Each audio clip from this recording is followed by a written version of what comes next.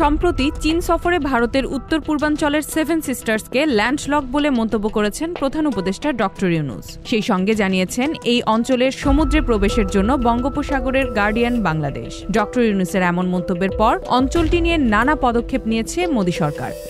এদিকে সদ্য শেষ হওয়া বিনিয়োগ সম্মেলনের পর ভারতও দেশটির উত্তর পূর্ব অঞ্চলে বিনিয়োগ আকৃষ্টে মনোযোগ দিয়েছে। বিনিয়োগ শীর্ষ সম্মেলনে অংশগ্রহণকারী রাষ্ট্রদূতদের সঙ্গে ভার্চুয়ালি অংশ নিয়েছিলেন ভারতের পররাষ্ট্রমন্ত্রী এস জয়শঙ্কর, যেখানে তিনি ভারতের উত্তর পূর্বাঞ্চলে বিনিয়োগের সম্ভাবনার বিষয়টি তুলে ধরেন। সেই সঙ্গে বিনিয়োগকারীদের এই অঞ্চলের সুযোগ কাজে লাগাতে উৎসাহিত করেন।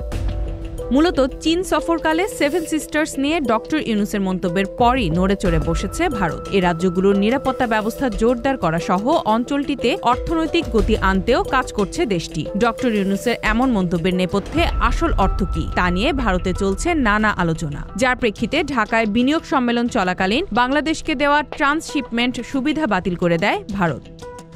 তবে ছেড়ে কথা বলেনি ঢাকাও। ভারতের ট্রান্সশিপমেন্ট বাতিলকে বরং সুযোগ হিসেবে দেখছে বাংলাদেশ। সেই সঙ্গে ভারত থেকে সুতা সহ কয়েকটি পণ্য আমদানি স্থগিত করেছে সরকার। এছাড়া ভারতের ওপর নির্ভরশীলতা থেকে বেরিয়ে আসতে ঢাকা আন্তর্জাতিক ও চট্টগ্রাম আন্তর্জাতিক বিমানবন্দরে সুযোগ সুবিধা বাড়ানোর উদ্যোগ নিয়েছে বাংলাদেশ। Z news, Dhaka.